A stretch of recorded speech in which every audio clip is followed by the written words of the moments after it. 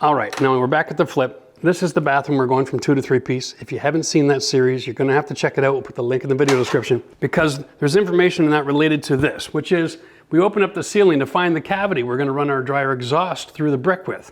I know this is confusing time, guys.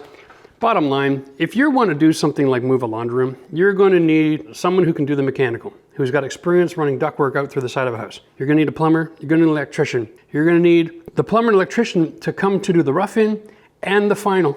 You're going to need 2 inspections, one from the electrical department, one from the city, for the rough-in and for the final. It's a heck of a process. And in today's world of trying to get those trades organized and even agree to show up at your job, it's like a miracle. Listen, hit up the comment section if you're having trouble getting someone to come work at your house. Let us know where you live and the contractors that you need, just to give people an idea of what's going on out there in the marketplace. It's frustrating. So what I'm trying to tell you right now is if you want to get something done in your world right now, you got to learn how to do it yourself. You got to be more independent. You can't expect to clog a toilet and call a plumber anymore.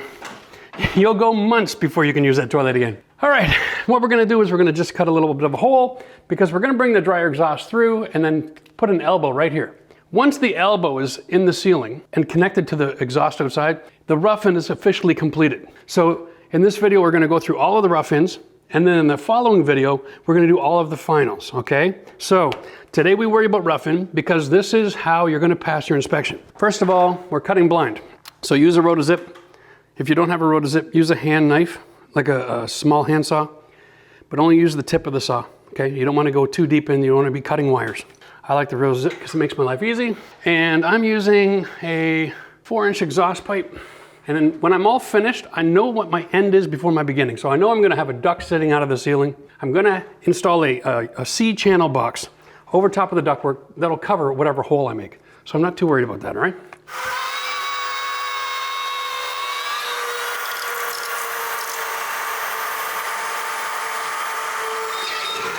Here.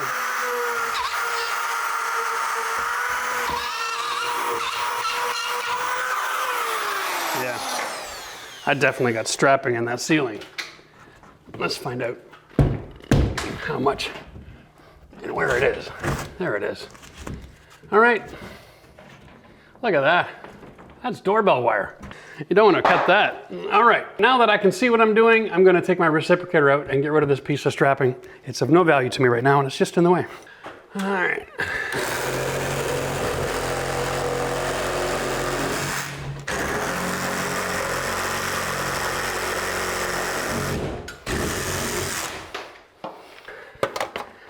Okay, so the process of running exhaust ducting is really simple. Code is standard. It is a 4-inch duct and it comes with a pleated and a regular end. For going through the brick and running your exhaust with an extension, we're not gonna do that in this video. We did that in the last video. We'll just show a few clips. I'm gonna take my measurement right here. And this is the vinyl trim that we're talking about, right? There we go. Our fan exhaust is only 3-inch, so I'm just gonna take out here and here, and that'll be my spot. It's a 3-inch diameter, okay? It's 3 1/8, go to mortar joint to mortar joint. 3-inch to here, about 3 1/4 wide. Remove all of the mortar first, then the brick breaks off easy.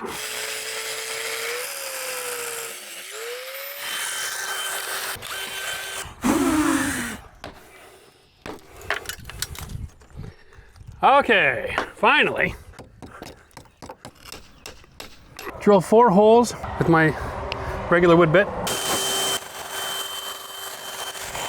All right, now we grab the Sawzall. There we go. Now I'm comfortable putting this in. We're gonna seal right here. Get in past the foam, square it off, press, set it and forget it. And I'm gonna go and reintroduce foam around everything that's broken away. I wanna reinstate that thermal barrier.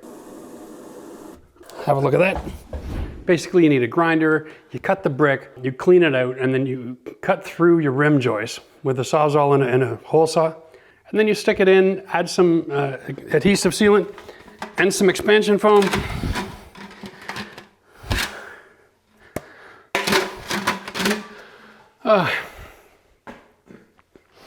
Wow, this is a 5-inch, not a 4. And when you're running your ductwork, the tapered ends are always going out in the direction of airflow, okay? You'll see if I try to slide this into the ceiling cavity, a lot of times it won't work. especially here, right? These, depends on the length of your pipe, they might be in the way. So just to make life simple, get rid of one.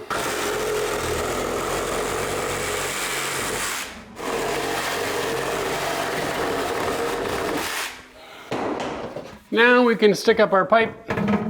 Now, of course, we're gonna have the exhaust coming through this side, but for this one, I just wanna have the pipe sitting in the area of the hole.